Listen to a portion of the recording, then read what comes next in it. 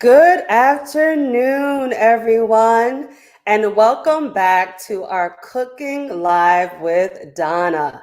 Today, you can see I changed my position so that I can actually cook with her. I'm not going to make everything, but I'm going to try to attempt these greens with her today. So if you have some of your ingredients, go get them.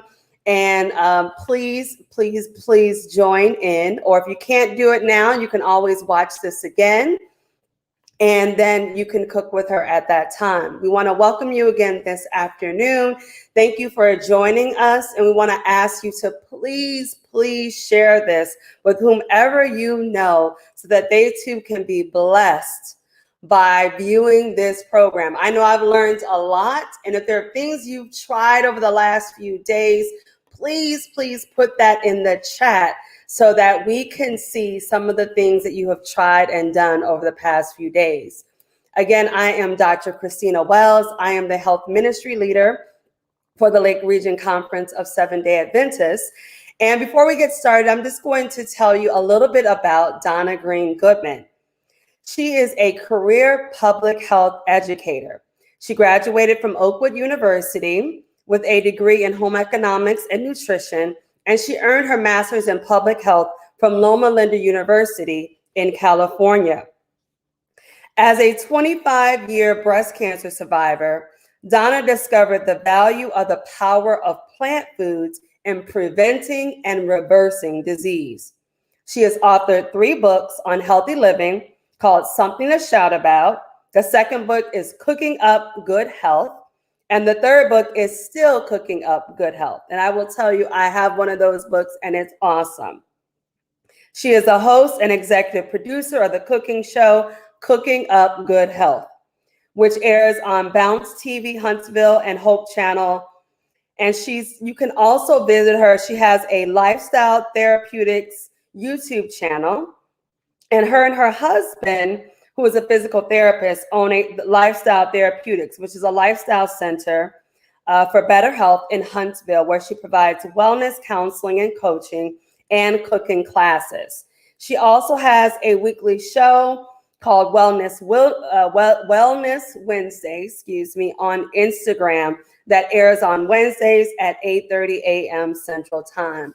Again, please, later in the show, I will be putting in the link in the chat feature, actually. I'll be putting in links to the recipes that she's done all this week. There will also be a link to the evaluation form. I fixed it from yesterday, so it does work.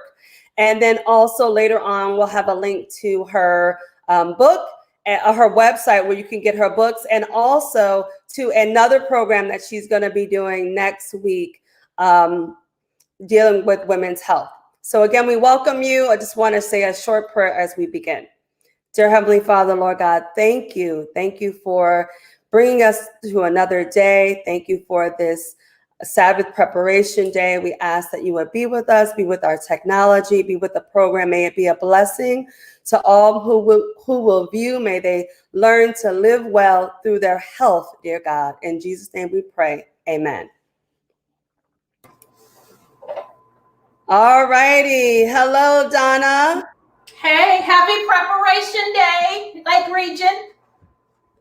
How are you today? I'm doing good. I was trying to make sure that I had everything ready. I'm using all the eyes on the stove. The oven is burning. Thinking about questions that you may have had, that some of your participants may have had, and wanting to make sure that today is a blessing to you as we get ready for Sabbath. How are you? I am good and looking forward to all the comments and questions that people are going to give us today, and looking forward to what you're going to be cooking today. As you see, I got closer to my Instapot so I can cook with you. But we're excited about this Sabbath dinner that you're going to be making today. Sabbath dinner, I have some cousins who live here in town, and we laugh because we grew up, her grandmother in Allegheny East Conference in Philadelphia, and my mom were good cooks. And the ritual of getting ready for Sabbath, of course, on Friday, But sometimes on Thursday night, because of family commitments and all of that, and you're running a house, and when you get off of work on school on Friday, you don't want all that extra stuff to do. So in my home, my mom cooked us in the kitchen with her, and we helped get ready for Sabbath. And I can remember the first meal that I cooked was a Sabbath dinner. I think I was about 9 years old, and Mommy took me in the kitchen. I remember rice. I remember some kind of veggie meat with gravy, maybe some greens and some corn. But I was just amazed that she let me cook the veggie meat with the gravy, and we ate it for Sabbath. And that was such a memorable experience for me. And so today, what I'm preparing are things that we typically eat for Sabbath dinner within our culture. You don't have to do this if you don't want to. And I'm cooking from an African-American Southern perspective. But as I have mentioned in some of my presentations the other day, if you're Caribbean, there's some twists for that. If you're African, truly African, there's some things that you can do with that. It really just does depend on the favorite things that you like to eat and that bring happiness and joy to you. We don't want to tax you for stuff on Sabbath, because that is our day of rest and we don't want to make it harder. So sometimes we do something like haystacks, which is of course standard SDA. My husband is one who doesn't mind if we just have sandwiches or soups, so that it's really easy to do. But when you have the time and you're planning ahead, you can plan a meal that's nutritious and delicious and 100% plant-based. And there are some things that are standard among us as Sabbath keepers that you're not quite sure if you can keep if you decide to go the other direction. What we're going to do first is make the pound cake, but I also want to show you, somebody asked me about doing a pecan patty. And so in the pink book, Doc, there is a recipe for a pecan patty. There are two of them, actually. If you have your pink book, one is on page 51 and one is on page 52. I made these with my students when I was teaching at Oakwood. And one of my students, B, who was actually in Lake Region Conference, she took it up another notch. And basically what you do with this is you have water that's seasoned. So I have 3 cups of water that I have put some brags and onion powder and garlic powder and sage and thyme, a little smoke. And to this, you're going to add 3 cups of quick oats. And you're going to stir it in. And you're just going to let this cook. So it's almost just like making oatmeal, except you season the water savory. I'm going to add pecans to mine because most of the patties that I used to make growing up were pecan oat patties. And I enjoy the flavor that the pecans put in it. So I'm going to put that on here. And I'm going to stir it up.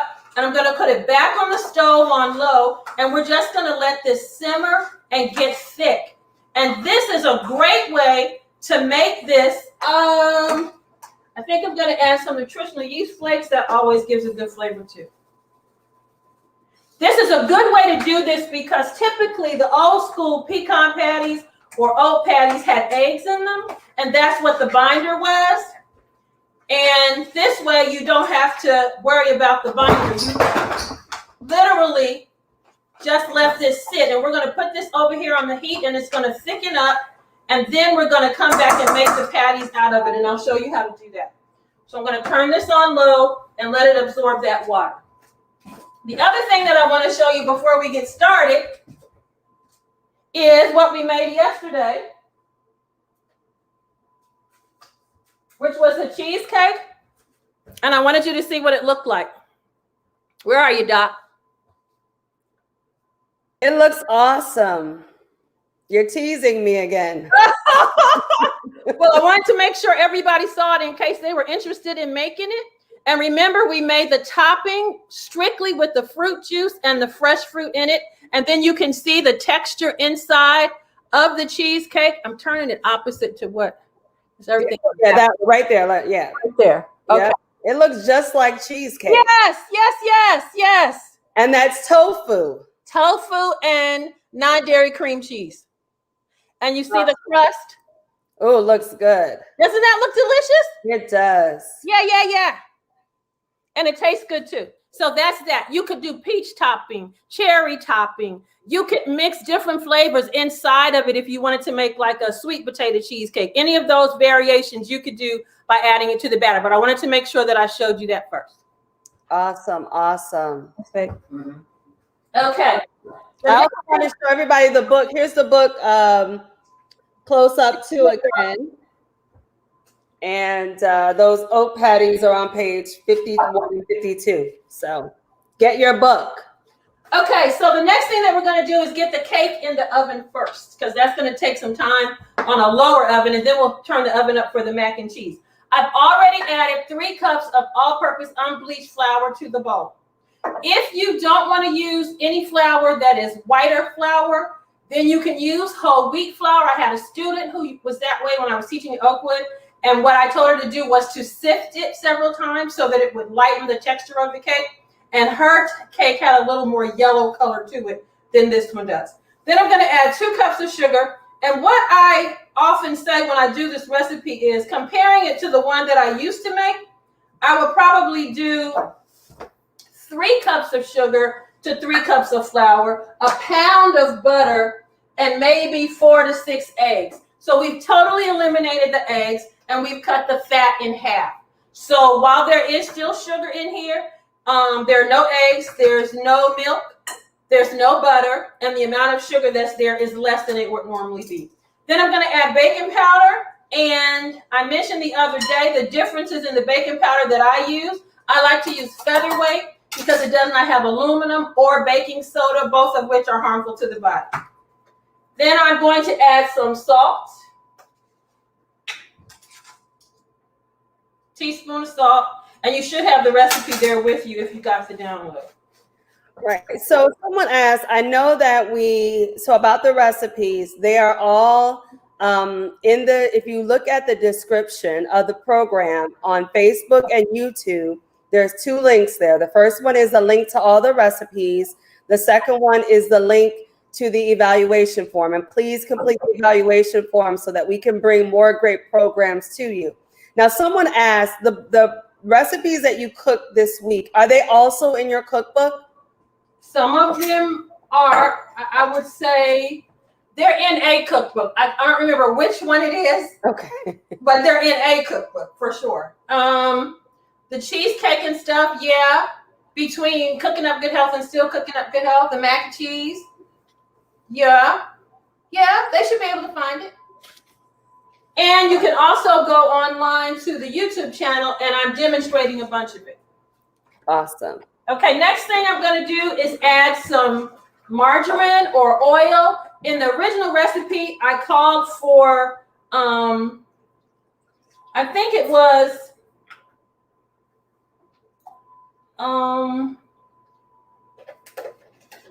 canola oil.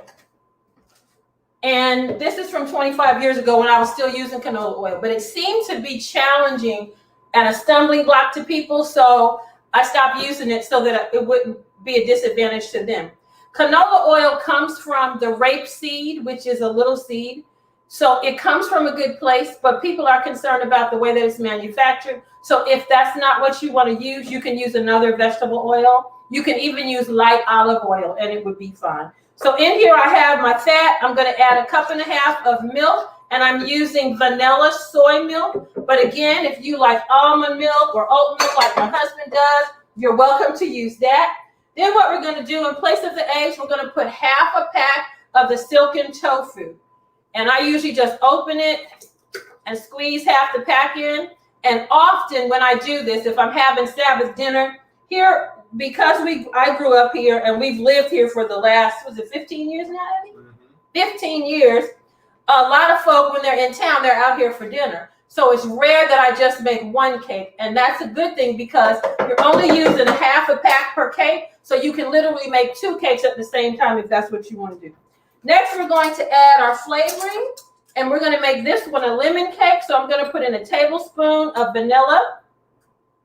And of course, I mentioned to you the other day that I am using alcohol-free vanilla that you can get at your health food store. And I understand yesterday that my schoolmate Pam Daly runs the ABC at Shiloh. Get her to get some of this so that you'll have access to it.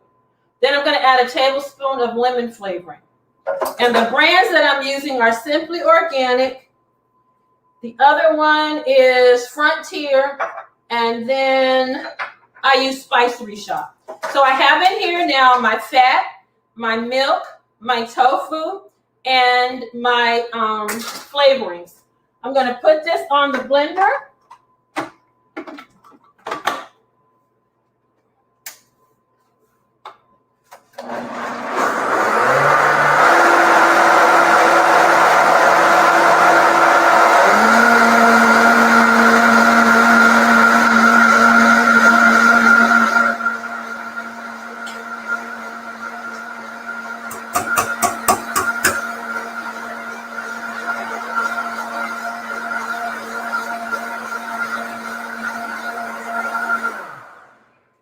And we've got that blended. Cakes like this fall in the category of quick breads or quick products. And this is one of those cakes that you make like you're making cornbread. You do not need to use your KitchenAid. You do not need to take a hand mixer and mix it. If you do all that, it's going to add a challenge to what you're trying to finish. This is as simple as it gets. I've already stirred the dry ingredients. Now I'm going to take the wet ingredients and pour it inside of the dry ingredients. If anybody's cooking with me at home, please let her know if I need to slow down or show you something or repeat a question. Someone just had a question of, can you use silk vanilla creamer in place? Yes, you can. Yes, you can. And I think that's probably one of the best things that I like about this, not insisting that it has to be the products that I use, because it's been trial and error in my home. And my husband and son have been extremely patient as I have worked on these recipes. And if there's something that they don't like, they tell me and I go back to the drawing board. And like I mentioned the other night, for years we've used soy milk. I grew up drinking the soy milk. But very recently, my husband, Eddie, who is a son of Lake Region, began to use the oat milk. And it's changed his life. So yeah, if you want to use creamer, use creamer. Is that going to make it more, what difference is that? Will that make? More moist. Okay. All right, now to this, we're going to add 2 tablespoons of lemon juice. This is the fresh lemon juice I've been talking about all week, and this is going to smooth the batter out. If you want to, you can take this, instead of putting it in a bun pan, you can put it in layers. If you want to add a little more milk to it, you can make cupcakes for children and ice them. It turns out beautifully. I'm going to come around there in a second so you can see the batter up close. This is all the stirring that you do, y'all. You don't want to overbeat it because it's a quick one. So you want to just get it nice and mixed. Now, one of the things that you probably are used to is coloring your cake. Turmeric can be added to the batter if you want it to look yellow. So I'm going to add a little turmeric to this so that the final product is going to have a yellow color to it. And the sugar that's in here overpowers the strength of the taste of the turmeric, so it's not a problem. And there it has that little yellow color. And then if you experiment with other plant-based colorings like beet powder or spinach powder, you could probably put that in there as well if you were making something that you wanted color. Can everybody see the batter? That's it. Any questions about the batter? No, it looks great. Okay. Yeah, we could see it well. It looks great. All right. Here we go. Now we're going to pour it in a bundt pan. And of course, my husband and son were happy when I started making this because there are no eggs in it, so they could lick the spoon because there's no danger of the raw egg. And then one of the secrets that my mom always said, and it's something that I have continued to do, she said, love is the secret ingredient, but we always, whenever we're in the kitchen, we are praying. Lord, be with this food, make it to be a blessing to people, make sure that it turns out really well. And Sister White talks a lot about the science of good cookery, And there's a statement, I'm not sure which book it's in, but she said, over the graves of many should read, died of poor cooking. So if you are a cook, we want you to make sure you're doing it really well. And if you're not and you want to learn, we want to make sure we can teach you. So this goes in the oven now at 350 for about 50 minutes, which means it should be ready right at 4 o'clock so that you can see it.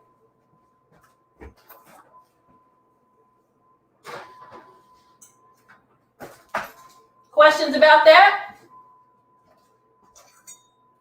Nope, I think we're good. I just put in the link to the evaluation again as well. And again, previously I put the link to the recipes. Is this the same thing as the Lisa's? Yes, Lisa's Luscious Pound Cake. Okay. Okay. The next thing that we want to do is quickly make these before they get too hard. Eddie, need you. Well, it needs to cool down before I can put my hand there. But you see how stiff that's gotten now? So we're going to take these and form them into patties. But I'll wait a little longer till it cools some more. I need that pan where this stuff is. Thank you. Okay, so now it's time for macaroni and cheese. Who's ready for that? Me. It's really easy. And if you're cooking with me, I'll give you a few minutes to get it boiled. While we're giving you a few minutes for that, I'm going to show you how easy it is to do these greens. Like I said, we have a garden where we're raising collards, kale, turnip, broccoli, cauliflower. And we use all the greens, and we use the green leaves from the cabbage, from the broccoli and the cauliflower. And there's green cabbage and red cabbage out there too. Usually we'll use those, but we're switching seasons now, so the new ones are too young for us to pick yet, and the old ones are about gone. So we just went to the grocery store and we got some greens, and my husband washed them up and cut them for me. And typically I would put these inside of a pot on top of the stove and cook them till they were tender, or I would put them in my crock pot and cook them overnight. But since I have gotten the Instant Pot, I like to use it as well. And the reason I really enjoy it is because you can just turn it on and go. And you don't have to use as much in it. So you end up using the pressure that's going to exert or pull out the water that's inside of the greens. And most of the fruits and vegetables that we eat have about equal amount of water in them, 70 to 80%, as does the human body. So what we're going to do now is take these greens and we're just going to stuff them down inside here. There's a line in here that they tell you not to go above, and I usually don't go above it unless I'm doing greens because I know they're going to cook down, and I don't worry so much about that. It's not meat or anything. Then I have cut up red onion, garlic, and red pepper. Are you working with me, Doc? You got yours going? I got mine going here, and I'm getting ready to put them in a few minutes. I'm doing kale greens, though. Okay, that's fine. I would use the same recipe for it because the green itself is what has a different flavor. These are just red onions that I sliced, and I started cooking with red onions and red bell pepper in my greens years ago when I lived in Atlanta, Georgia. One of my friends at church asked me to do a demonstration, and he wanted me to make Ethiopian collard greens, and that's when I discovered that when Ethiopians make theirs, they do red onion, red bell pepper, fresh garlic, ginger, and spices. And so this is like the southern version of that. So we're going to add that in, and then I'm adding some McKay's. I'm adding some bacon, which gives you that southern smoke flavor. If you don't have that, you can use the liquid smoke or some smoked paprika. And because it's summertime, I'm going to add some sugar to them because the greens that you get in the wintertime are sweeter and more tender because the frost has hit them. And in the summertime, when you're cooking greens for Sabbath dinner or for a family gathering, they take longer to cook. They're not always as sweet because they've grown in the summertime. And so that's why I add the sugar to it. Now I'm going to add the rest of the greens and mash those down inside of here. And then I'll put the same seasonings on top. I think we'll get them all in here.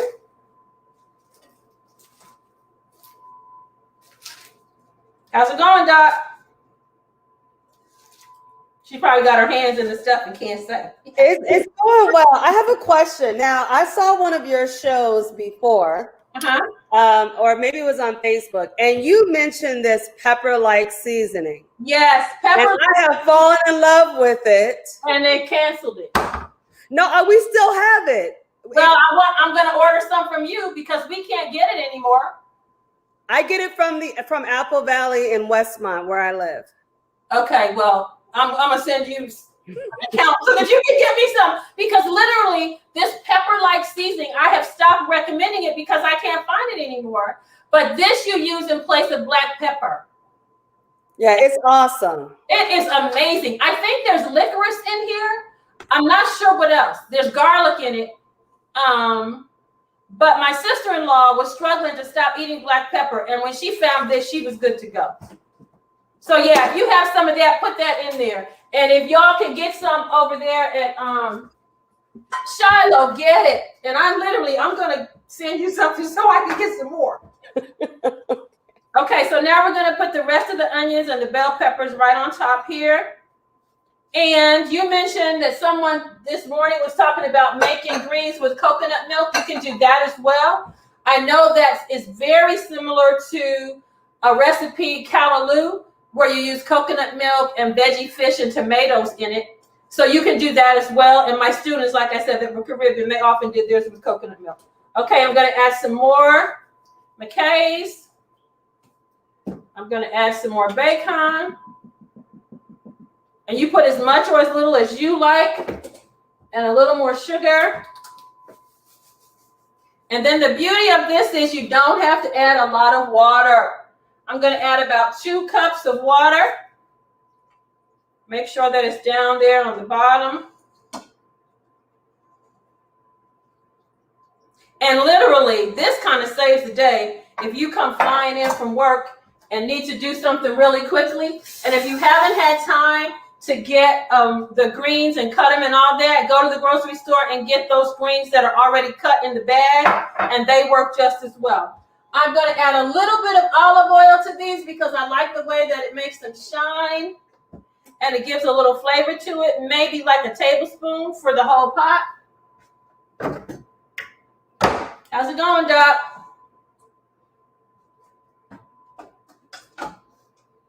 It's going great. I don't use any water. I use only a little bit of olive oil. Okay. But it's going well. Okay. Are you ready to put your top on yet? Almost, not yet. I'm going to be a little bit behind you. Okay. But it'll be done by the time of the end of the show. Yes. Now, when I was talking to Doc before we started, she said she only cooks hers about 12 minutes. Have you filled yours all the way to the top, Doc? Not yet.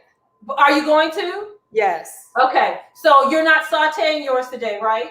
No, I am. I'm sauteing my veggies first. Okay. Okay. And then I'm going to add the greens. Okay. So if you cook it the way that Doc is doing it, you don't need to cook it as long. I'm going to cook mine longer because they are summer greens, so it's going to take a little longer to cook. And I did not do any sauteing or anything, so the pot is not hot. Now that it's all ready, I'm going to put the top on it. And one of the things that the lady at our office and I have learned is that every single one of these pots is totally different. Every one. So you have to know your pot and follow what your pot says. And we have one here, one at the office, and Ms. Garney has her own. And so we sometimes get confused going back and forth.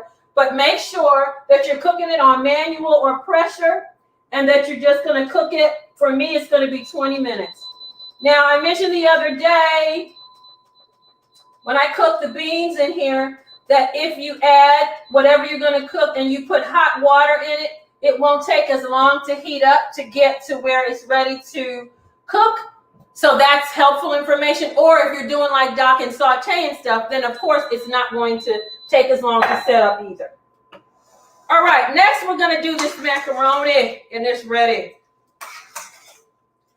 I'm asking that as I make this, you pay attention to what I'm doing with it, but then you think about the macaroni and cheese that you're used to eating and what it tastes like and what your mama or you put in it to make it taste good, And those are the things that you can add from a plant-based perspective to make this delicious. What I have today, I'm going to put some plant-based margarine in here. And if you are familiar at all with Country Crock, they now have a really good margarine that is, one is almond, one is olive, one is avocado. I'm using the olive oil one today. And I'm putting this in here because this helps to make it creamy. The next thing that I'm going to add is the cheese. And I'm just going to go ahead and dump this in, and then I'll walk through what I've used.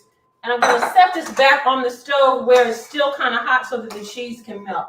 Did you say that was sour cream? I did add some sour cream.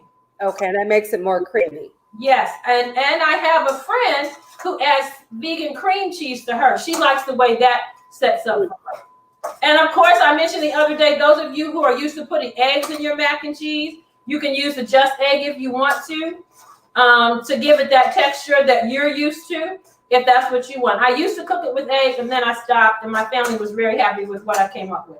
So when you're making this, you want the cheese to be good cheese, or it's no sense in having it. The basis for the cheeses that I use are Follow Your Heart, and I use cheddar, mozzarella, and I used to use Monterey Jack, but they stopped making the Monterey Jack. So now I use the smoked Gouda, and that comes in slices only. It doesn't come grated like this. So I take about half the pack, cut out half the pack, and then cut that into small pieces so it'll melt like these cheeses. So these are the ones that I use as the basis for mine. Then there are a couple other companies that you might be interested in experimenting with. We mentioned Miyoko's the other day. I tried Miyoko's one day. I wasn't bowled over by it, nor did I want to pay what it costs, but a lot of people swear by Miyoko. So that's another brand that you can use. Daya makes some cheese. Their slices are really good. And then this is their cutting board edition of cheese. And I like to use this sometimes because it's pullier than the other cheeses. So this is something that you could use as well. At Aldi, the Earth Grown makes mozzarella. And this is really good. We have used this on pizzas when we make it at home. And Walmart makes a mozzarella style shred and a cheddar style shred that you could use also. Now the brand that has the most flavors or varieties is Violife. And I have a few of those in front of you to see. You've got cheddar, mozzarella. This is a shredded, where is it? Colby Jack combination. They've got smoked provolone. They have something called aged cheddar. They have Parmesan that is gradable. They've got a bunch more. And just standing in front of the store and looking at the ones that you like to taste, I know, who is it? Patti LaBelle made a mac and cheese years ago on Oprah with all those cheeses that are in there. You can experiment with those using the plant-based ones and then come up with what makes you the happiest, and then you'll have the cheese that you like. I mentioned the other day that one of the largest sources of sodium in the diet is animal products. So when you're making mac and cheese this way, it's going to be a little challenging for it to taste exactly the same because this is not made from animal product, which means that it's not going to be as salty tasting, and that's really what's in the back of our mouth. The other thing that makes cheese taste the way that we love to eat it is that it has been aged or rotted for a while in order to acquire the cheesiness and that strong flavor. The longer it has rotted, the stronger the flavor is. And in order to get that twang in your mouth, what I have learned to do is add again, like when we made the ricotta the other day, I added some lemon juice to that. So I add a little lemon juice to the mac and cheese recipe, which gives you that deep cheddar, strong flavor that you get from that and like blue cheeses. So I add that to it. And then I add some nutritional yeast flakes, which give it a cheesy flavor. And that is something that's popular in our social structure. Then I'm going to start adding my seasonings and the milk. I've got 2 cups of milk here, and I'm going to play with that. Sometimes I'll add a little more milk. Sometimes I will add a little water, depending on how it looks. My husband and son like a creamy mac and cheese. I like one that's crunchy where you can, go on the bottom of the pan and get those crunchies and around the edges. And so sometimes they compromise with me and I don't make it quite as creamy as they usually do it. Okay, I'm gonna bring this over there once I've seasoned everything. Okay, now to season it. Garlic powder, onion powder. And I put more onion powder than I do garlic. But if my husband had his way, he would put lots of garlic. And then you just play with it until you get it how you want it to be. And then I use McKay's chicken style. And if you have a recipe for mac and cheese and all you used was salt and pepper, you need to ask Doc how you can get some of that pepper that is not harmful to you so that you can add that to this, and that'll take care of that. Then you're going to add some salt to it, and you decide how much salt you want to put in there as you are adding it. Usually when you're making macaroni or pasta of any sort, you boil the pasta in salt, and I don't do that. That way the pasta is seasoned once it comes out of the pot. I tend to wait and add the salt to this mixture after I have seasoned it.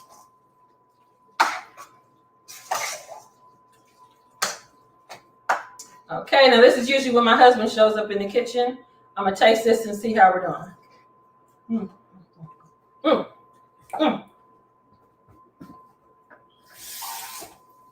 Questions at all about this mac and cheese?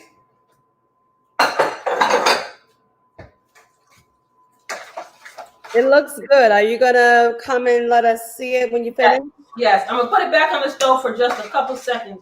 Okay. Someone also mentioned that Lloyd Martin said that ground papaya seeds also give a peppery-like quality to foods. Now, we actually have tried the papaya seed.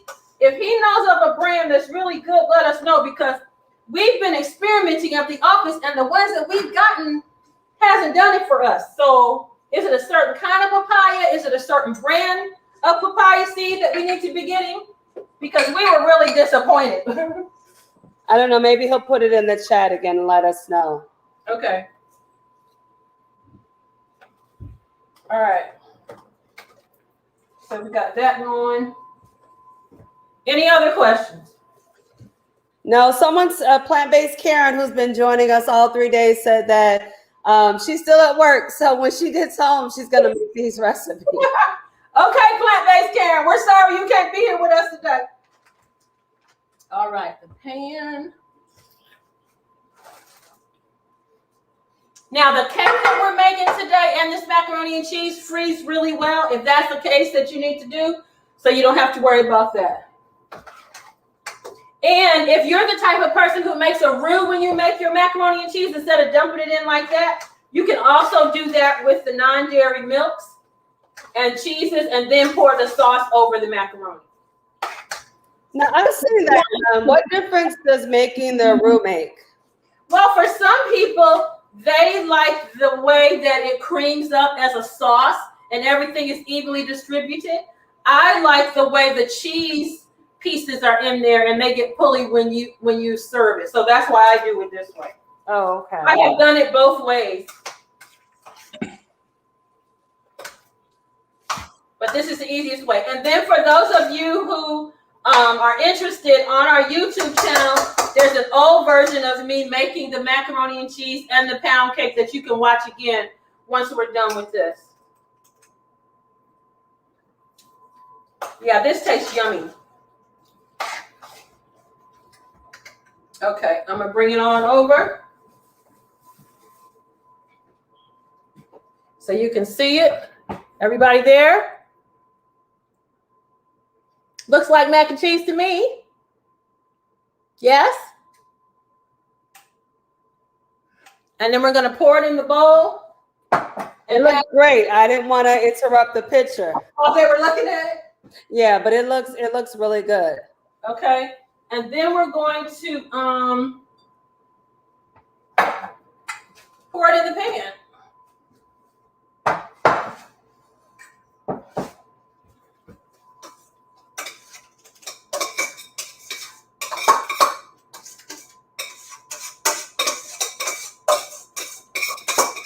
So So Lloyd Martin said about the papaya seeds, he says that he just uses the fresh seeds and grinds them himself, and he dries them out and uses a pepper grinder. So okay, well maybe we need to do it ourselves and not buy somebody else's.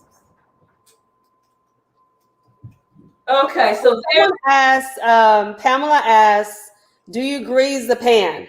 For the macaroni and cheese? Yes. No, ma'am. Okay. And then the next thing I'm going to do is put the cheese on top. And what I like to do is use a combination of cheeses on the top the same way I've done inside. So I'm putting cheddar and mozzarella on top. And Minnie Jones asks, when you're doing all that mixing, to what texture do you cook the macaroni? What does she mean to what texture? How done do you want it to be? Yeah, maybe so. Usually I cook it at about 350, 400 for about 35, 40 minutes. No, I think I don't know if she means the macaroni? Yes. It depends on what you like. If you're using traditional pasta like I did today, the normal, 11 minutes, 9 minutes that they tell you to cook it should be fine. Okay. I failed to mention at the beginning, which I usually do, that if you want to use whole grain pasta, you can do this. I know I was introduced to DeLallo brand pastas when I was up at Andrews visiting my nephew and his wife. And I got it at Apple Valley. So you should be able to find DeLallo brand at Apple Valley there. And if you want to use whole wheat pasta, you can use whole wheat pasta too. It's up to you. And I hope that you feel challenged to do this with me suggesting that you put on there what makes you happy. Because a lot of times when we have gone and we've eaten in the company of people who are plant-based, the food tastes different than what you expect it to taste. And it may be that the way they cook it is a little different than what you would normally do. So that's why I introduced you to all the cheeses that you can use if you want to, the different brands that you can try. And then one of the tricks that I'm getting ready to tell you now is when you're baking macaroni and cheese or lasagna or any other dish that has cheese in it that is plant-based, you have to cover the dish or the cheese is not going to melt and be gooey. And we want this to be nice and gooey and like macaroni and cheese. My mom and I and my girlfriend Judy came up with this recipe some years ago. I have been visiting my girlfriend's house, Vanessa, for potlucks, and she was always welcoming to us as we changed our diets. So she's like, Donna, bring your mac and cheese. So I would. And at that time, I was making strictly the cashew mac and cheese because they had not invented these cheeses yet. And we just put all our food out there with everybody else's, and only my husband and son and I would eat the vegan mac and cheese. I don't think it was because it tasted bad, but because it didn't look as appetizing. So I stood there and looked at it one day. I'm like, okay, I got to do better than this. And my mom and my girlfriend Judy and I were in the kitchen, and we have bought this Follow Your Heart cheese, which at the time came in blocks that you could grate. And that's how we came up with this recipe, just playing with it. And we wanted to make sure that it was gooey. So we looked at recipes that we were used to making with. And then we put the cheese on top of it. And that's when I discovered that you definitely needed to cover this in order for it to melt. And then once the mac and cheese is just about done, you literally take the foil off if you're going to use foil, or the glass top if you use a glass top, and then turn on the broiler and then make it brown the way we're used to eating it. And then the longer you leave it in the oven on a lower level, you're going to get all the crunchy edges around the side. And yeah, my students loved it. I have people contacting me who knew my student, who knew my son, who've been to my house, because it's really good. It's really good. And if you want to use evaporated milk, I don't know if I told you that there is a plant-based version. Have you seen that, Doc? I think I saw it online. Okay. Yeah, but I'm not sure if I saw it in the store. I may have seen this. I can't remember where I saw it. But somebody made the comment that looks like smack your blank. Yes, it is. Somebody's mama gonna get slapped for Saturday dinner. Okay, this is Nature's Charm evaporated milk. If y'all are used to using evaporated milk, then you get some of this. Look at Mama's recipe. If she wrote it down, if she didn't write it down, then you talk to her or somebody that you know and find out what they put in theirs. Then find the plant-based version of it. And then as you're playing with it, pray and ask God to tell you what seasonings need to go in there, pop those in there, and you have some mac and cheese that's going to make you want to slap somebody. Right. Someone said that does the condensed, well, let me ask this question. Does the condensed milk make it sweeter? Does it have like a sweetness to it, or well, this is evaporated, like a creamer? This is evaporated. They have condensed too, which is that's evaporated milk. This is evaporated milk. So this shouldn't make it sweet.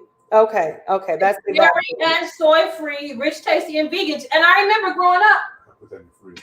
You can have it if you want. I already ate a piece. Okay. I remember growing up and using evaporated milk for certain dishes.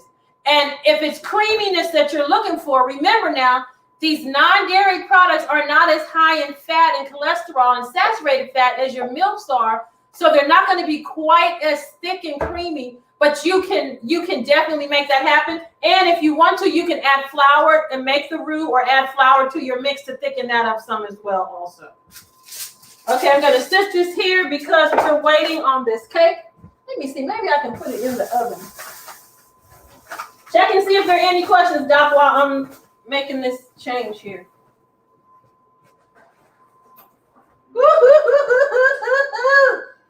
Yeah, I know someone said that they think that's what they did wrong, that they didn't cover as they should. Yes, you get it all mixed up and it tastes perfect, and you put the cheese on and you say, thank you, Jesus, for giving me this recipe. I'm trying to do better. And you don't cover it, and it's a hot mess when you take it out of the oven. So cover it every single time. And the first time you do it, you'll be amazed. It's a different melting point. That's what's going on.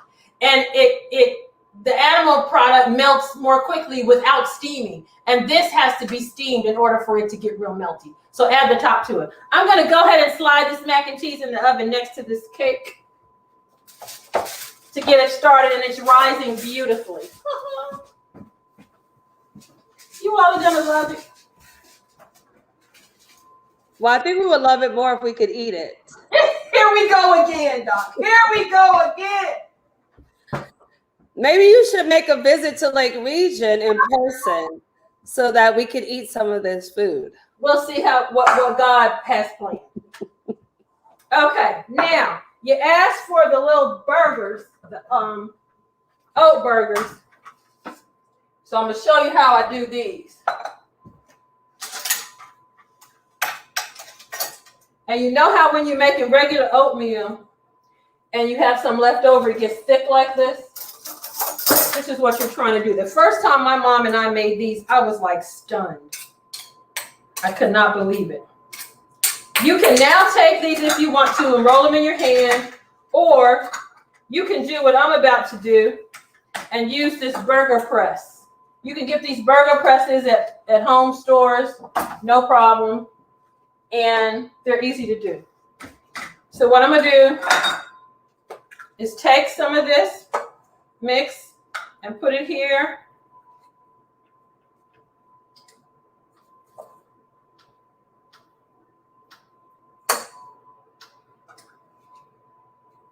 And then I'm going to use this to mash it into shape.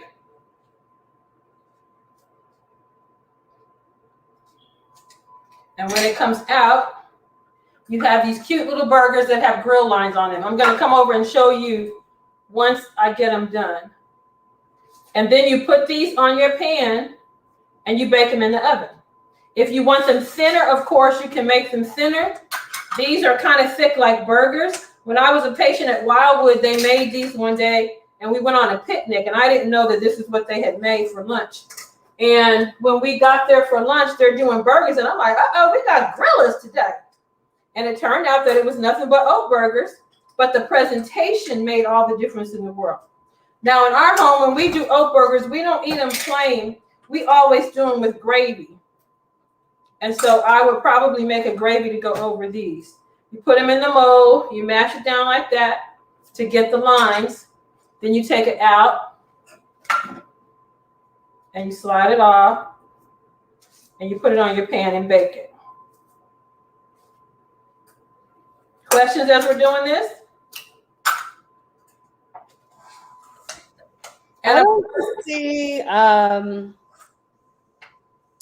any questions. Someone said that they're coming for a meal. That was plant-based Karen. Is this the same bacon that you use?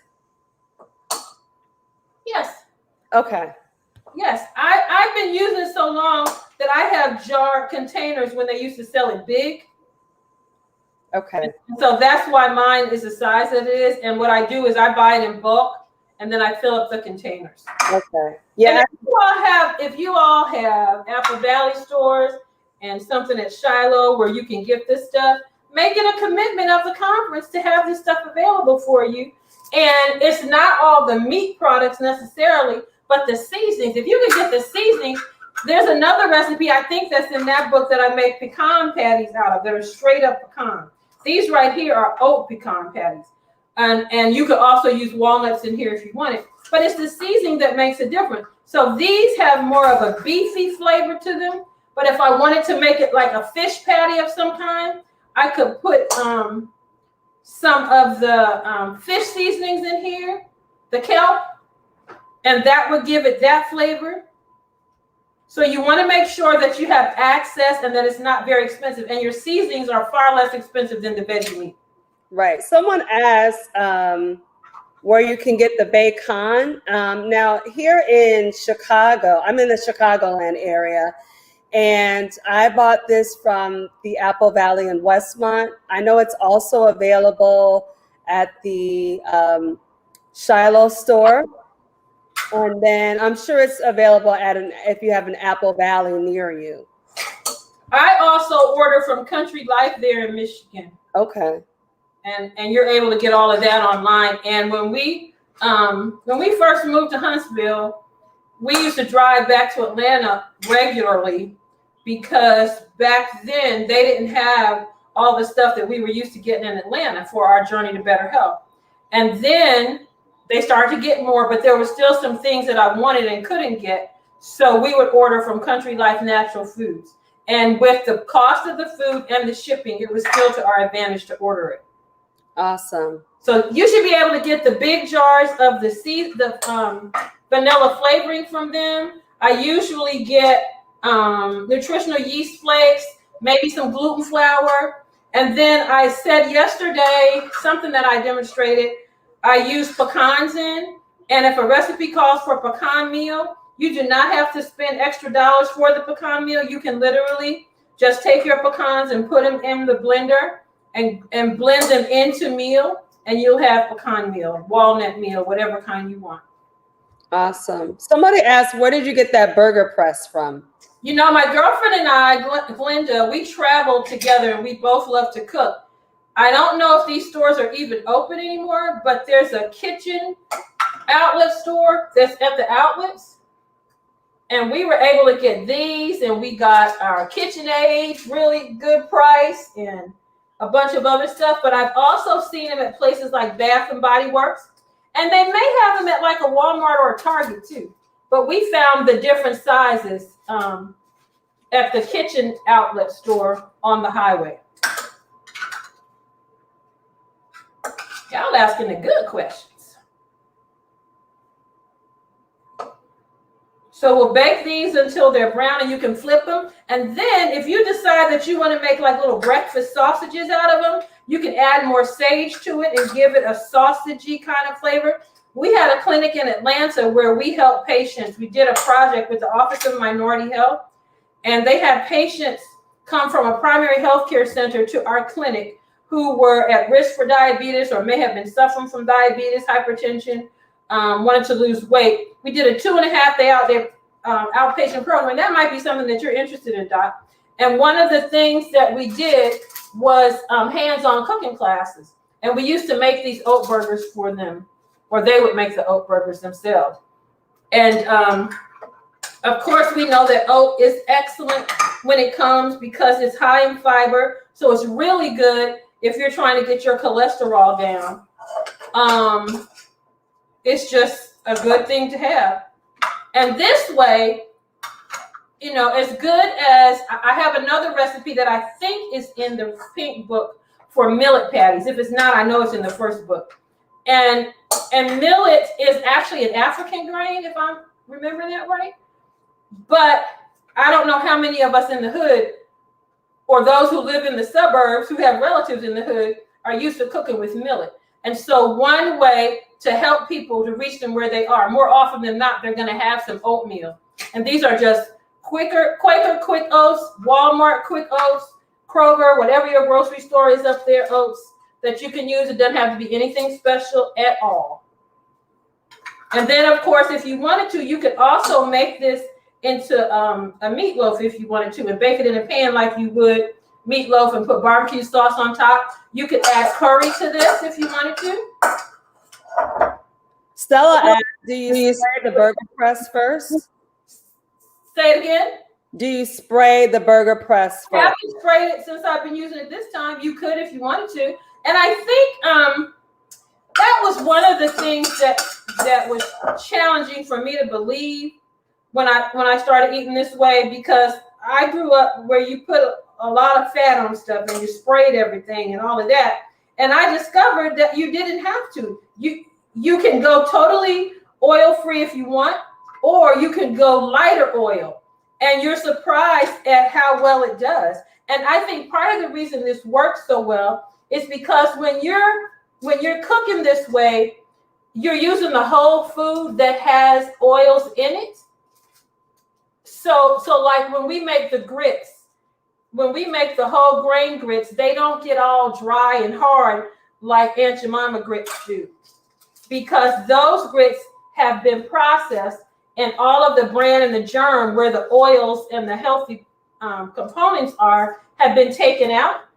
And so when you're using the whole grit, the longer you cook it, the more tender it gets. And if you have some left over, you just add a little water to it and it comes right back. And it's because the body is there from all of the essential ingredients that have not been removed. So I didn't use anything to spray this time. I need to bring it over there so y'all can see these. Those are the little patties with the lines on them. And we're going to bake these in the oven probably for about 20 minutes and then flip them over and get them browned on the other side. And this is something that if you experiment with it, you can make these ahead of time and freeze them. And you can make them this size, or you could make them in the big size. I had the big press out here. What did I do with it? I don't know what I did with it. But you can also make them in a larger size. Here you go. You can also buy a big press like this, and then you have burgers that are the size of a burger bun. And so to make these, bake them, put them in the freezer in freezer bags, you always have something that you can just grab and use and eat, and it's really, really good. Any questions? I hope the person who asked for oatmeal patties was here today so that they could get some oatmeal patties. I think that was plant-based Karen. Was that you, plant-based Karen, who asked about the oatmeal patties? And then this is the recipe that is in the book, and when you put it in gravy, then it gets a little softer and it's more like the oat burgers that we're probably used to eating. Or you can make it so that it's looser in the mix itself and then form them into patties. And if you wanted to brown them in oil, you could brown them in oil. And then when you take them out of the oil and you have a little oil left in the pan, you put some onions and bell peppers, mushrooms if you want to in there, saute that, then add your flour, probably the amount of oil you have in there to about 2 tablespoons of flour. Get the flour as brown as you want it, then add your water to it and add your seasonings. I usually use Bragg's, McKay's chicken style, and some sage, and then maybe a little something else if it tastes like it needs something else. And then take the patties and float them back inside of there. Or if you decide to make the patties ahead of time for Sabbath, and then when you get home from church or it's time to eat because we're not at church yet, you take the patties out and put them in the pan, make the hot gravy and pour the gravy over them and stick them in the oven until the patties are heated. And as the patties heat up, that's the thing, the beautiful thing with grains is that it continues to swell and swell and swell. The capacity to swell is high. And so then you're going to have these soft, delicious, amazing, juicy patties. All you need is some mashed potatoes and some rice, or maybe next to a little macaroni and cheese like y'all do on salad.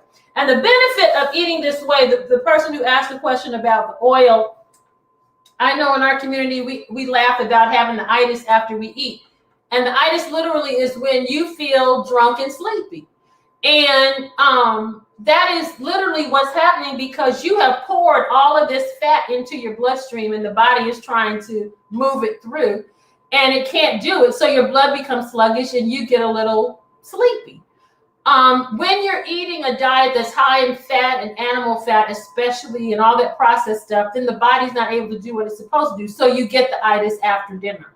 And one of the things that's so amazing to me is we have introduced our new recipes to people who've come to our home. Or like last week, we had a patient at the office and we were feeding them some things and they kept saying how clean the food tasted and that they didn't feel like they were going to go to sleep afterwards. And Sister White talks about how you shouldn't eat certain foods together because it can impair digestion, and that you don't want to eat sugar and milk combinations because it turns to alcohol. And so literally moving to this keeps you alert because it's high fiber, because it's high water, because it's full of disease-fighting phytochemicals, all of those things there. So if like after this dinner, we would, instead of having a lemon pound cake, or if we did lemon pound cake and made it into strawberry shortcake and put that strawberries and the whipped cream we made the other day on there. And then we may have had blueberry cobbler. And if someone didn't want to have the pound cake or the cobbler, you could just give them a bowl of blueberries and put that whipped topping on there. They're eating beans and blueberries. So the beans that you're eating are not going to harm you like if you made meringue from eggs. And the blueberries are something that we know is connected to brain health. And so you're going to be more alert when you eat this way, because your body is not under the weight of the saturated fat and cholesterol and all the processing and all the stuff that goes in those foods. And it's an amazing miracle that you can experience, and you see the benefit right away. You see the benefit right away. Another question? I had a couple of questions. One is have you ever used black beans to make a cake? I have not. I have seen recipes where they put them in brownies like what we made yesterday, but I imagine that it would be fine. Okay. I've just never done it. My family wanted me to make the foods that they liked more healthily, and I remember I was having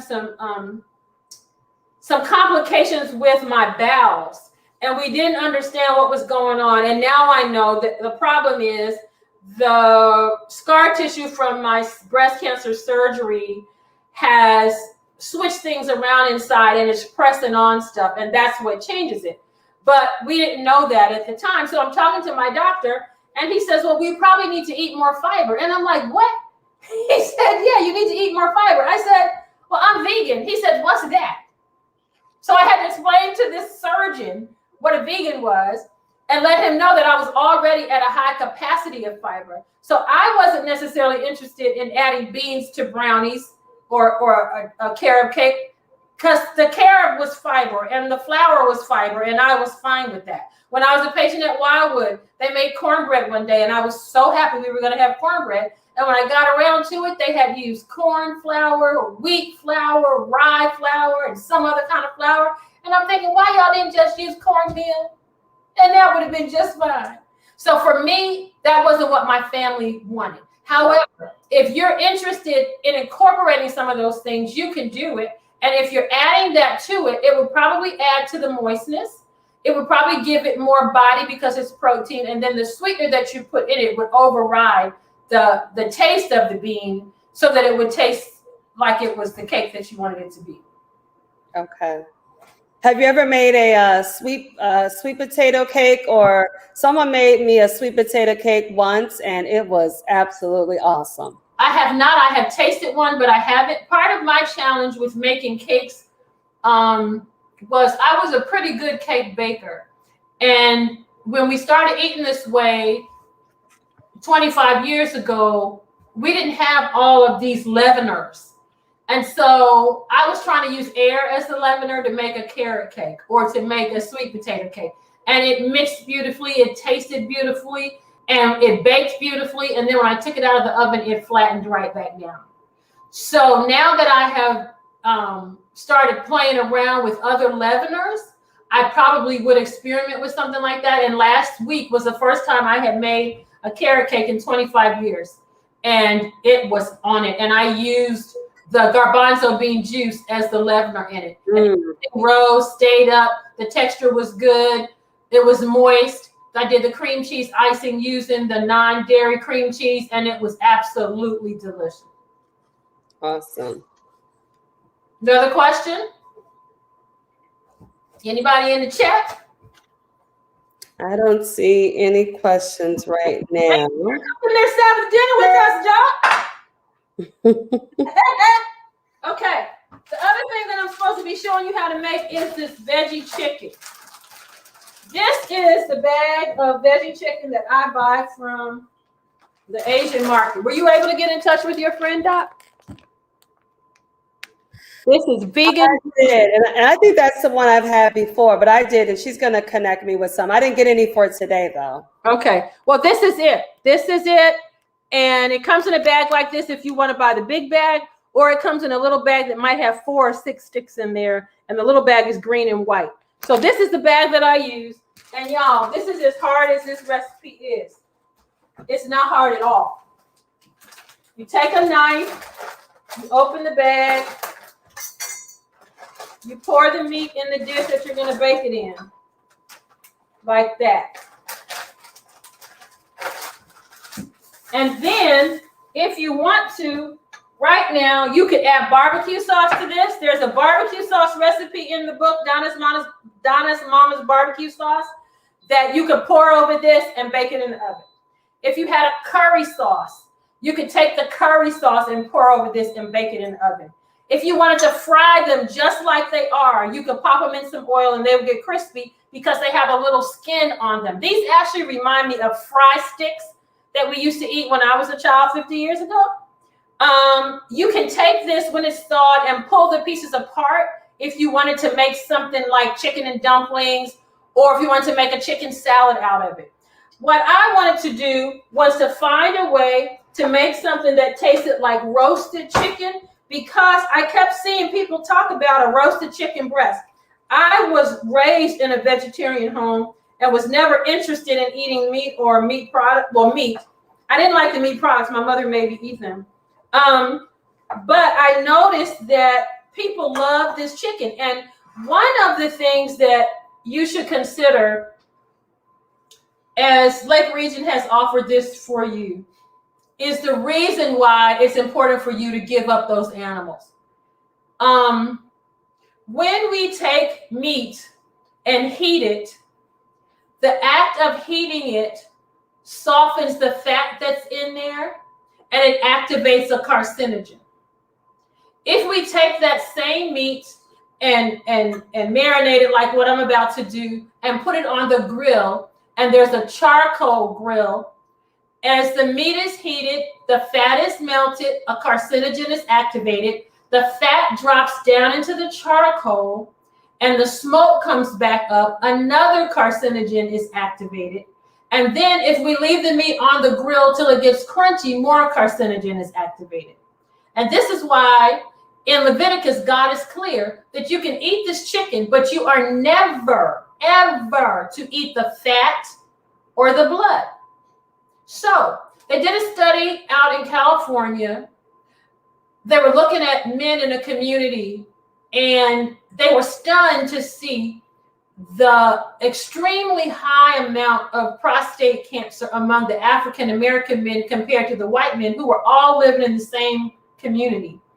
They did a diet history, and they discovered that the black men were eating an inordinate amount of chicken. We do chicken wings, chicken legs, chicken thighs, chicken breast, barbecue chicken, fried chicken, baked chicken, broiled chicken. And that's probably a step in the right direction for many people who used to eat pork and beef. But when you are eating these products, especially if they're not prepared in the way that God prescribes, which is kosher, where the animal is killed calmly, all the blood and fat is removed, and then you add seasonings back to it to make it taste like something, you are increasing your risk, not just for cancer, but for diabetes and hypertension and a whole lot of other chronic diseases that you don't have to have. So because a lot of the work that I do is community in nature, I run into people who are like, well, what am I gonna do for my chicken breast or for my chicken legs or whatever? And so when I found this product, I looked for a recipe that could help it look like it was baked chicken. So I take this chicken, and if you don't have this chicken, but you have some Gardein chicken breasts, you could use the chicken breasts as well. If you have some fried chick, you can use the fried chick. If you have tofu that you have frozen and thawed out so it has a meaty texture, you can do the same thing for this. So this is some olive oil that's been seasoned with garlic powder and onion powder and thyme and rosemary and sage and what else? McKay's chicken style. And I'm literally just going to pour this like this on the meat. Now, I know yesterday we talked about, because I had some chickettes. You said we could use that too. You can use chickettes too. Someone asked, can you cook these in the air fryer? Yes, you can cook them in the air fryer. And if you have a, what are the two kinds of oven? Oh man, what is it called? The convection? Convection. That's what an air fryer is. An air fryer is a convection oven. So if you already have a convection oven in your house, you don't need to buy the convection oven unless you just want to use it for convenience as a tabletop appliance. And the thing is, you're cooking at a high temperature, and there's a fan inside of it that distributes the air evenly over all of the areas of, or the surface of the food that you're cooking. So that's why the air fryer works as well as it does. It's not a novel idea. It literally is a convection oven for your counter so that the principle is the same. And I don't fry these. I don't know the last time I fried these, maybe 25 years ago when I first started eating them, because I discovered that when I baked them, the skin crisped up just as well as if I had fried them. Now, if you want to batter them, it might be a little easier to do those if you're going to fry those in a little oil rather than the convection. But yes, I also recommend the convection oven as well. I'm going to pull this over in a minute. I want to check the cake. It should be ready to come out.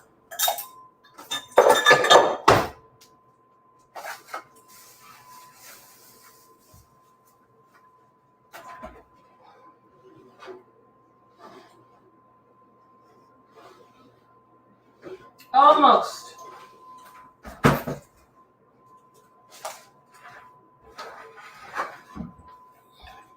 Here we go. So if you have a marinade that you usually put on your chicken or your veggie chicken, or you have a loved one who likes to eat their little chicken wings, find what their marinade is, put it on this veggie chicken, and make that for them and serve them some good health. I don't believe that we understood the impact of our choices on our health. I really don't believe we understood it. And I mentioned the other day when I discovered that it was the chocolate I was eating that was causing my breast to change. I'm like, okay, I'm done. I'm done with it. I'm not doing it anymore. And then that leads me to the point that a lot of times people will say, well, I know it's better, but I don't think I could do it quickly. Sure, you can. You can. You decide. And then you ask the Holy Spirit to give you power. And it's done. And you never have to go back, ever. Because you're walking in newness of life and you're walking in the miracle that God has promised you. And I'm sure Doc could confirm that when her patients decide to make these choices, immediately things start to go the other direction. So you can do it. You got a question? Yeah, I have a comment and then a question. One, I was going to say, I amen to what you just said. When I decided to go plant-based about 7 years ago, I loved chicken. Man, I didn't think I was going to ever stop eating chicken. But the Lord told me, he called me, he sent someone to say, hey, look, you need to go plant-based. And I have loved it ever since. and never wanted to go back, even when I smelled the smell of chicken. But that chicken looks good. Margaret asked, can you tell us again where you found the chicken? I find the chicken at Asian markets. Now, I know for sure in Chicago that there are vegan restaurants that sell this. So there should also be Asian stores where you can buy this. In DC at the Adventist Book Center there, they sell it. So Pam Daly or the people at Apple Valley should be able to get it as well. But if you can't get it there, then try one of the local Asian markets like I mentioned yesterday, and they will have this. They also have some amazing vegan lamb chunks. And Miss Garney at our office and I last year, we did shish kebabs with those lamb chunks. Somebody else was getting slapped because they were so good. You put them in a marinade similar to this with the onions and the bell peppers and the mushrooms and whatever else you want to put on there, and then put it on the grill. And if you don't have a grill, we roasted ours in the oven, and they were just absolutely delicious. The pulliness of it was very good. Sometimes I'll do that in a barbecue sauce. They have beef chunks. If you or someone you love like shrimp or crab, they have that. They also have fish, a fresh fish, and a salmon that you can get. And then some of the Asian restaurants who have plant meats as a part of their menu have Asian names for it. And I'm drawing a blank on some of them. But you can also buy some of those prepared in these institutional size bags as well. And I know, at a church dinner, Sabbath dinner, you might have to add some onions and bell pepper, a little garlic, and kick it up some. But that's something that you could serve. And I enjoy recommending these because they have far less ingredients than some of the veggie meat that we have grown accustomed to eating, because the Asians have done this for years. So that's a real option that you can embrace. And then if you are one of those who doesn't want to eat any veggie meat, that's fine too. Make yourself some oat burgers or some pecan burgers or some millet burgers or some black bean and brown rice burgers. You have options that you can use. What's the sodium content like on those? I don't even know. Oh, okay. I don't know, but it's less than what's in I was amazed as a child. My mom used to be at camp meeting, so it's ironic that I'm doing this for you guys this week. In Allegheny East, she was one of the ladies in the store, the campus store, who would work for Worthington and Loma Linda and sample their products. And so people would come in between meetings through the day, and mommy would have a pan and she'd brown some stuff up or make a salad out of it, and we would serve that as samples. And back then the food was very simple. And then when they were bought out by Morningstar Farms and that company, the ingredient list got a lot longer. And now there's a guy, Don Otis, with Heritage Health Foods, who is trying to restore the Worthington products, at least, back to the simplicity. That's why when you and I were talking yesterday about the Chickettes, I was so excited, because Chickettes comes in this long, skinny roll, but now they also have the big fat roll that's like the chicken roll. And the Chickettes don't have any eggs in them. And so we're watching, I think, under pressure, some of the products that we use culturally become healthier, because there's so many more options on the market, and they want to be in the competition as well. So if you have some Chickettes, that's what you said you were going to use. What I would do if you're going to do them, Doc, is pull them into bigger pieces so that it looks, because a little roll, do you have a little roll or a big roll? I have a little roll. Okay, well, pull them into as big pieces as you can, and then find the big roll, and you'll be able to pull those into bigger pieces. And my dad used to take those and dip them in a wet batter, a dry batter, and fry them. But you could also do one of these marinades and bake them in the oven. Okay. That looks good. That looks like real chicken. Yeah, girl. And when people come over here, except for the stick, that's what throws them off, because as they start to bite it, they think they're eating a little chicken something. And then they get to the stick and they're like, what was that? And this is something that we serve when I have big dinners or when I'm in the community and I want to offer something that people can eat. And I think I mentioned yesterday one of our patients in dialysis, and when he decided to give up the animal products totally, and he stopped by the office, he's like, Miss Donna, can you make me some of that chicken stuff you make? And I'm like, yeah. So every 2.5, 3 weeks, he would show up, give me a little money to buy some and make them for him just like this, so that he could have that as an option. And I think it's time for us to stop fussing about that. It's time for us to meet people where they are. That's what Jesus did. That's what Jesus did. Meet them where they are, point them in the direction where they can do more, and let the Holy Spirit convict them as they go on their journey for better health. So Lloyd Martin put in the chat that Pam Daly has these. So if you're in that area, I'm going to call Pam later and say, we're going to be sending a lot of people to the store. Listen, it's so good. And the little skin that comes up on it is just delicious. It's delicious. And my husband, he wasn't a big fan of them at first, but now I can't make them fast enough for him. And what I did was, this was just a basic marinade. But if you're from Louisiana and you put that Louisiana marinade on there, it can taste like that. If you want to make it so that it is, what's that Jamaican one that's spicy? Oh, almost said it. Jerk. Oh, jerk, yes. You put the jerk season on there. You can make it taste however. Oh, that's good. Yeah, see? Yes. Jesus met the people where they were. When the disciples, after he left, the Holy Spirit came down on them and they started speaking. Everybody heard the information in their own language. And so if the language is Caribbean, then make it Caribbean. If the language is African, then make it African. If it's Louisiana, then make it New Orleans. I mean, that's what you do. Another question? Right. Oh, Lloyd made a correction that she doesn't have the Asian chicken. She has a large chickette. But we'll talk to her to see if she can get the Asian chicken. She should be able to.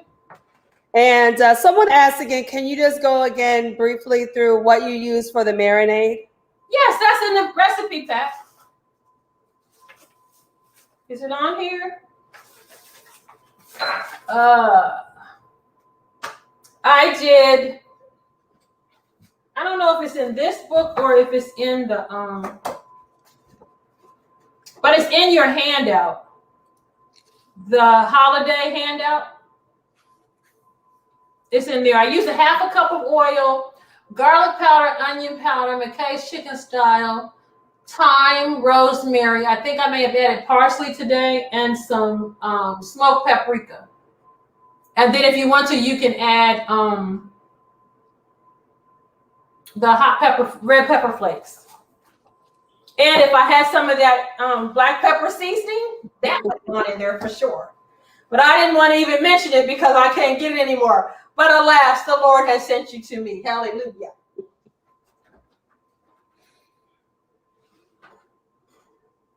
Okay, dokie.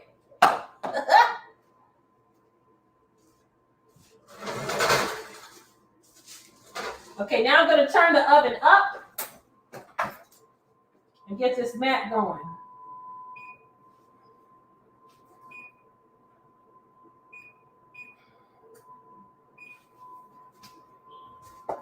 Okay, we'll give this a couple seconds to cool down some, and then I'll take it out of this pan so you can see what it looks like. Are your greens done yet, ma'am? They are. I just took the top off, so I'm going to take a look at them. Okay.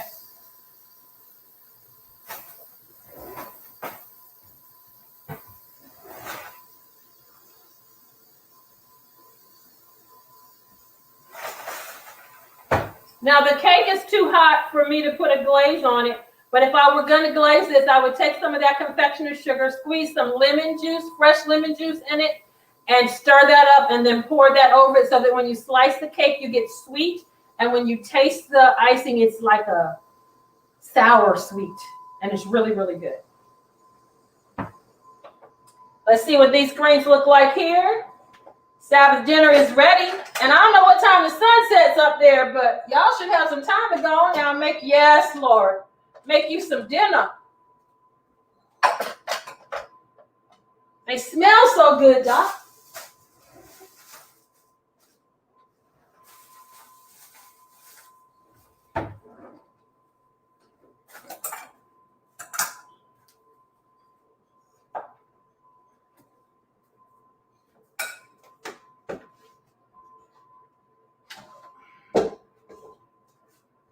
I remember once that Walter Pearson had a You know, I always love listening to his sermons. And during one of his sermons, he talked about like going to people's homes.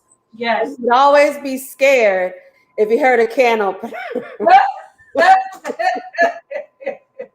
But if he could smell like aromas, you know, but if you heard that can open, you got worried. I think the other thing that we have a really good opportunity to do right now is to teach people how to do stuff from field to table. I don't know where the churches in Lake Region are located. I was at one of the ones in Detroit a couple of years ago. But if you're on a lot that has some dirt on it, you can plant a garden and feed the church and the community and show them how to make these dishes. That's a good and why they're so good for them. Okay, we got greens for Sabbath dinner.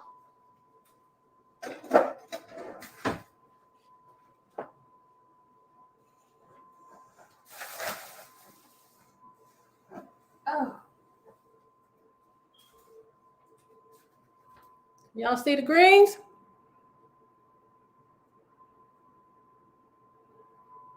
Ready to go. All I need is some cornbread.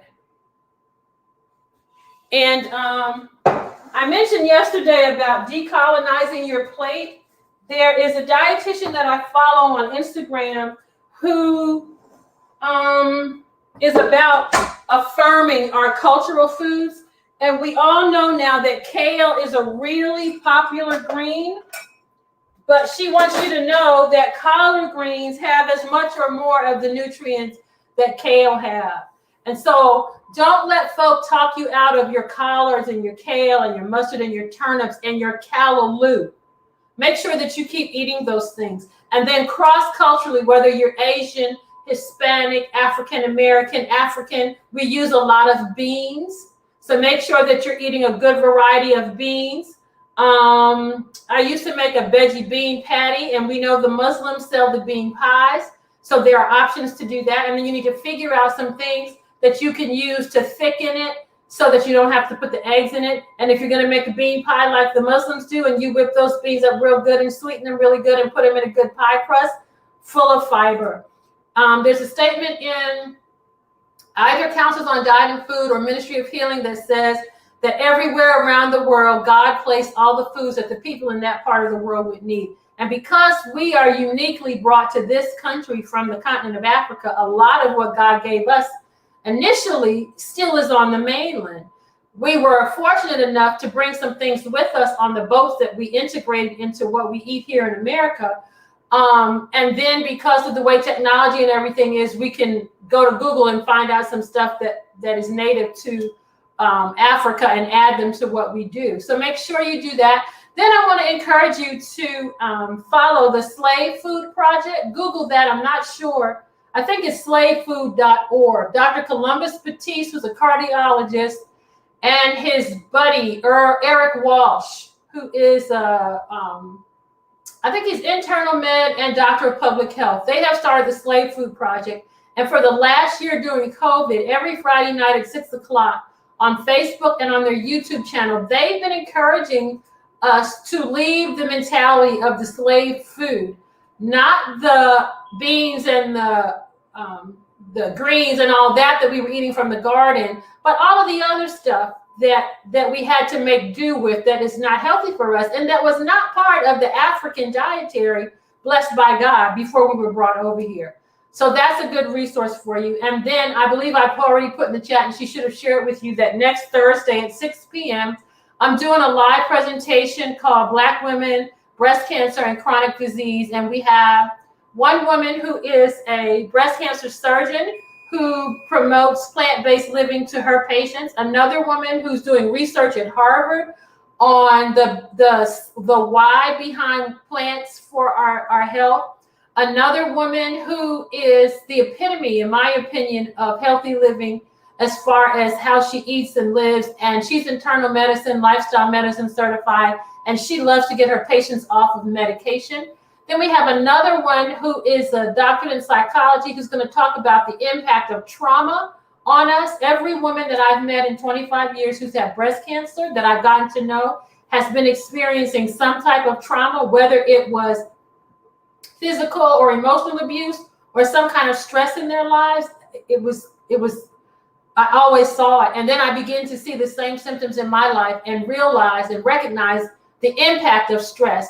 And then I have Cynthia Payon and Heather Martin and I are going to do some food demonstrations that are plant-based. So we hope that you can join us for that. You can follow Slave Food. And I don't know if they have one tonight, but they have a bunch of them from the last year that are available on their page on Facebook and on the YouTube channel, Slave Food Project, I think it's called.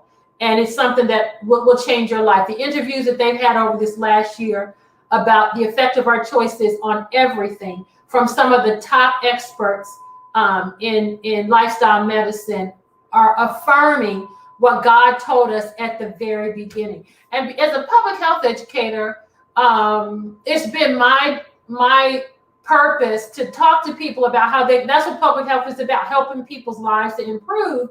And as a people, we experience disparate rates for so many diseases. And one of the things that I shared with my husband was I noticed that as I ministered to Black people when we were living in Atlanta specifically, as they embraced the lifestyle choices, the change in their health was just so quick. It turned right around. And so while Jesus no longer walks the earth, he's left the instructions. And there are plenty of us here who know how to read the manual and share the information with others. So I challenge you to find the science that supports what God has said now, because there's no excuse anymore. If it's what you want to do to eat the standard American diet or eat outside of what God has originally given us, you always have that option. But the curse causeless does not come. Yet, in Exodus 15:26, the Bible says, if you hearken to the voice of the Lord your God, do what's right in his sight, give ear to his commandments, and keep his statutes, he won't put any of the diseases on you that he's put on the Egyptians, for he's the Lord who heals you. And when you look at the Egyptian pyramids, the people who are laid up in there, they did postmortems on them, and they all died from diabetes, hypertension, heart disease, arthritis, cancer. It's all evidenced in their bones. And God is saying that his people don't have to do that or have that if they're willing to obey. And as a people, we know this last year has been real challenging on the heels of the previous presidency. And the cavalry's not coming for us. We're going to have to do this ourselves. And if you make yourself a mission of one, God can use you to impact someone who's going to impact someone else. And it's like that rock that you throw and the ripple on the pond, and the difference that it makes as we heal our communities and get them ready for what I believe is the soon coming of Jesus Christ. As a Christian, I believe that 100%. And we want folk to know that ain't nobody coming for us, but we're here with help through the power of the great physician who still makes house calls through us. Any more questions? No, I think that's, I'll check here, but I think that's great. I did put in the link for your program next week. And I also wanted to let people know that we here at Lake Region have been doing a lot of educational sessions. So please check out the Lake Region YouTube page. We did a program earlier this year with Milton Mills and some other people about health. Oh, that looks awesome. That looks so good. Now, what kind of, I know you said what did you make the icing out of again? I'm going to mix some lemon juice with confectioner's sugar to make a glaze. Okay. And then we'll spread the glaze on it. Okay. Oh, it looks so, oh man, I wish I could taste that. Y'all have the recipe. I think maybe what I'll do, I'll see if I can post some pics on Lake Region's page. Will they allow me to do that? We'll see. Okay, I'll try and post pics of some of the finished dishes on Lake Region's page so everybody can see that. Okay. Any more questions? We're waiting to see what this macaroni and cheese looks like. Yes, we want to see what that macaroni and cheese looks like. Denise Robinson said that pound cake looks perfect, and it does. It looks absolutely awesome. I'll have to buy me a bundt cake. I don't have one of those bundt pans. Do you have layer pans? I do have a layer pan. You can make 2 layers out of it. Well, that's true. Because people now are doing this naked cake thing, so you can make 2 layers and put the glaze between it and then pour the glaze on the top. That's a good idea. Yeah. But yeah, if you want to invest in one, do invest in one. And you can make it, get two actually, because you can make 2 cakes at a time. Mm-hmm. And so you can make, like, usually I'll do a lemon and then I'll do an almond. An almond cake? Uh-huh. Oh, okay. So instead of putting lemon flavoring in it, I'll put almond flavoring in it. Oh, okay. I take sliced almonds and put it over the batter. Mm. So as it bakes, the almonds have baked onto the cake, and then I put the glaze on top of that, and it almost looks like a bear claw. Mm. Yeah. Okay. Milton Mills has been to our home eating, and he's like, "You wrong for this, girl. You wrong for this. You wrong for this." But it should taste good. I mean, the path to obedience is challenging because it goes against our will. That's where the challenge is. But the benefits to obedience, it outweighs everything. You cannot be obedient. You can't. It is. And I think the way that I tell people that when you're eating differently, if you've been eating things that are really fatty, a lot of sweet and salty, you have to give time for your taste buds to adjust, but they will adjust quickly. You'll find yourself loving things that you thought you hated before. And then also the benefit of the way you feel. You feel so much better right away. We have relatives and they always get on me about this, but the first thing that they notice is a change in their bowels right away. Right. It's like, okay, we're going to Donna's house, so you know what's going to happen. And that is something that you don't think about because you're trying to get your pressure down or get the tumor to shrink. And the very first thing that happens, obviously, is that your transit time becomes much shorter because all this fiber is in there. And then a lot of times people who move to a plant-based diet are complaining because they're getting gassy and everything. Well, that's because your intestines haven't worked in years. And now they're down there working. So you want to exercise and you want to drink plenty of water till they get accustomed to it. And when I went to Wildwood, first thing in the morning, I'm trying to lay there and get some extra sleep. And I couldn't because my bowels were working and I had to jump up and go to the bathroom. And so something as simple as that can help with women whose bellies are pouchy, people who may have chronic headaches, who are achy. I know a lot of the arthritis patients that my husband sees, just tell them to get on high fiber, low sugar, right away things turn around. This is the healing that we've been looking for. And now that we know that the science confirms what the Bible has said, we need to be out there on the corners telling folk how to get well. And in this country, a lot of veganism is seen by the majority population, but the largest demographic for converting to plant-based eating is African Americans. Right. 2% of the majority population, 8% of African Americans. And it seems to be taking us back to our roots, really. Really. Right. Definitely. There has definitely been an upsurge of African Americans being interested in plant-based diets. And the other thing that I would add too is, sometimes I eat beans a lot myself too. And during my studies, one of the things that I discovered is that papaya is really good for digestive issues because papaya has digestive enzymes. So eating papaya. So this week I've been eating papaya all week to help my gut do well. And so that's something that is helpful too if you're having gut issues. Someone also said that Joyce said that she called people are calling places and trying to find these products. And she called it in Indianapolis and they don't have it. I would suggest maybe looking on Amazon. Do you think that would be a good place, Donna? To find the Asian meat? Yes. Some of them would have it. The brand name for this,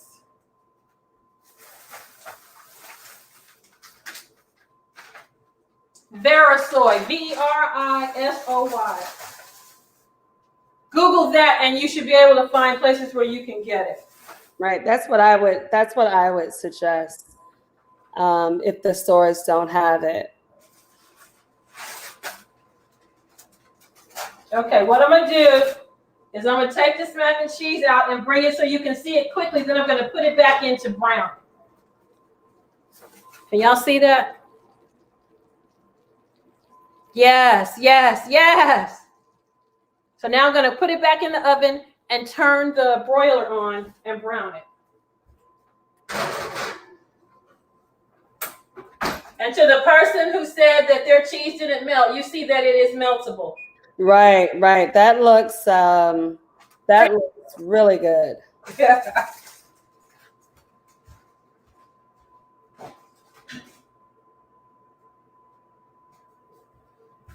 And what you use the Via Life for that? No, I did. That was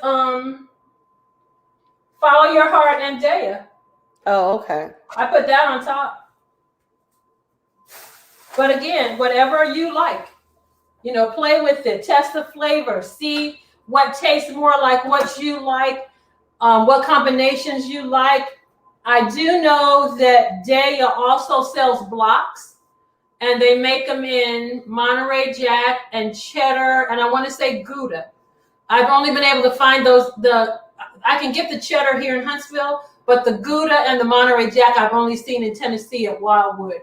So maybe go to the company's website to see where else you could order that. And it seems to me that the blocks of cheese have more of the texture of animal cheese.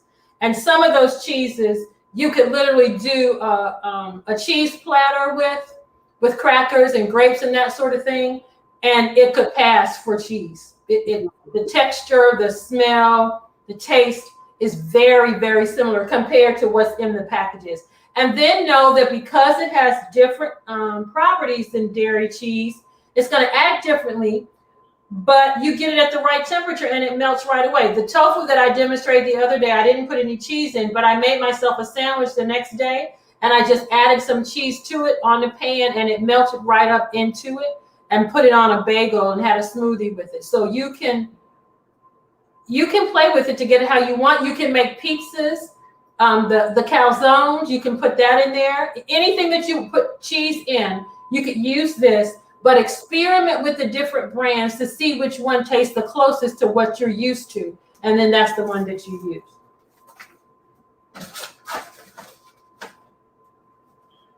Another question? We wrote today. Oh, Joyce asked, can you spell the name of the brand again? Of the cheeses or of the chicken? I think it's of the chicken. Okay. V as in Victor, ERISOY, Very Soy. There's a company in California, and if Pam is managing the store, she should be able to order the institutional size bags and the small bags. Yeah, I've had that brand before. I just Googled it and it said where to buy, and it's telling me where to buy it in Huntsville. So your phone is probably primed for the community that you live in. Just put in Verisoy, where to buy, and then further down the page it says Veggie USA, VEGEUSA.com, and Verisoy is one of their brands. Veggie USA is out in California, not far from where my cousins live, and they can get the stuff there. But I'm seeing it here on Instacart. And then look for your Asian markets. And sometimes it's not the biggest Asian market, it may be the little one on the corner. Because here in Huntsville, literally, the ones that have the most are the littler stores. The larger stores didn't have it. But you've got duck, and at Thanksgiving time, they make a turkey that has a cavity in it. Have you seen that? I don't know by that brand. Yeah, Veggie. These people make it Veggie USA. It's an actual turkey that's shaped like a turkey, and it has a cavity that you can stuff. And we've made it and basted it and baked it and browned it and sliced it like we were the Cosbys. Okay. I just want to let everyone know that I'm going to be, again, placing a link to the evaluation. Please please complete that evaluation for us and let us know what you thought of this program, what other things you would like to see. And then again, please visit the Lake Region website, the YouTube page, and you'll see all of our previous health videos. We've done some health videos on. We usually do a video every month, and we invite special guests on to talk about different health topics. So please check out our YouTube page as well. And then someone just said that they checked, and LGS Classic Desserts in Oak Park, Michigan sells traditional and vegan bean pies. This is Linda Robinson. And they'll ship it to you. Okay. I think if we really think about it, God is doing everything he can to give us access to everything we need to improve our health. He's awesome. He's an awesome God. Exactly. So how long would you bake that chicken? Probably about 30 minutes until it's the tenderness or crispiness that you want. My son has said that he wants me to bake it so that it's brown, but it's still tender inside. Because sometimes I tend to make it crispy or it's brown and tender. And then when I reheat it, it gets a little dry. So just pay attention to the brownness. And then I would have it up in a higher oven if you don't want to bake it too long, but get the crispness right away. Right. And I know you didn't get a chance to do your rolls today because you said that would take 3 hours and we didn't have 3 hours. But I did look, and it is in the book. Yes. So if anyone wants to, again, get the book, this book is the one I have. And it is in here, the recipe for the rolls. And that is the vegan version of the one my mom made when I was a little girl at Trinity Temple Elementary School in Newark, New Jersey. And she made it for years, called it Green and Serve, and then we were able to veganize it. Excellent, excellent. Looks good. I think we got, so I know we only have a few minutes left. If anybody has any last minute questions, please, or comments, please put those in the chat. Again, please check out the link for the evaluation. And then I'll put in once more the link for Donna Green-Goodman program next week, if you want to check that out. And we hope that at some point she will come back either virtually or in person to bring us some good food.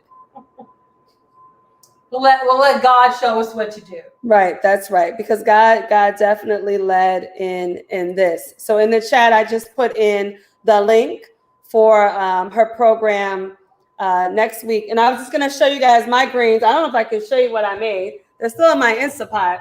But I use coconut milk. And this is the first time I ever used coconut milk. And it actually looks pretty good.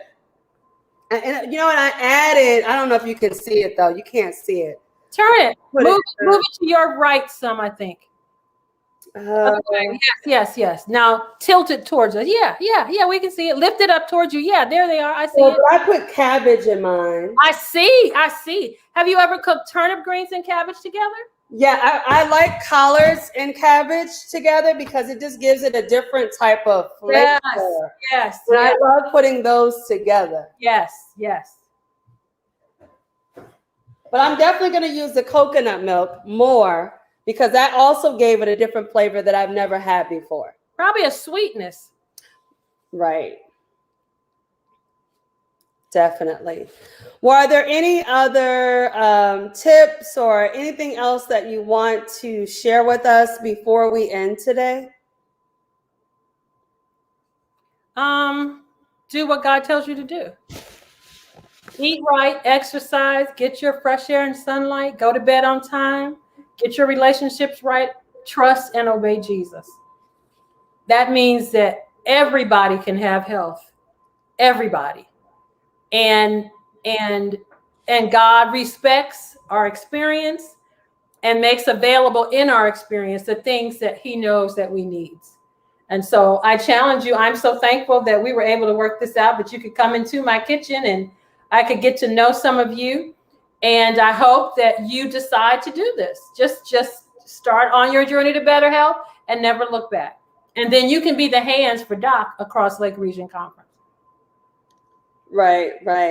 Pamela Lindsay says, you have really inspired me. Thank you. Good. Praise God.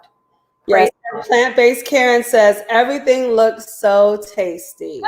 Good. I'm going to see if I can post the pictures on Lake Region page on Facebook.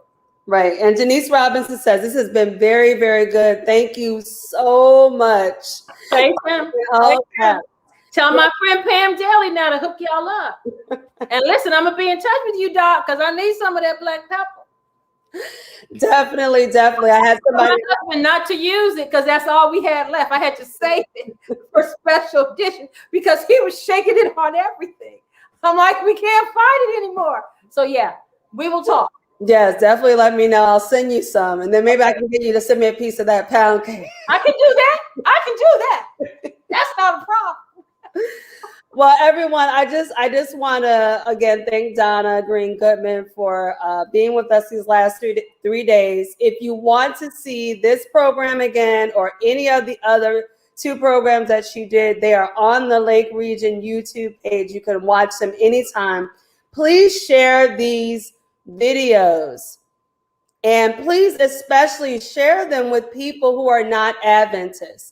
I know I streamed this through the Lake Region Conference, but it would be so great if we could share these with our non-Adventist friends or friends who are just trying to change their lifestyle. So please share these videos, share the website, share Donna's program coming up next week, especially for women, if you know anyone who's battling breast cancer or women who just want to know more about their health, share that program as well. I'm just going to read these last couple of comments. Someone, Plant-Based Karen again says, thank you so much for your sharing of knowledge and wisdom God has given you. Stella Crawford says, we need your demos more often. Maybe the Lord will, yeah, definitely. And Betty Yancey said, thank you. This has been wonderful.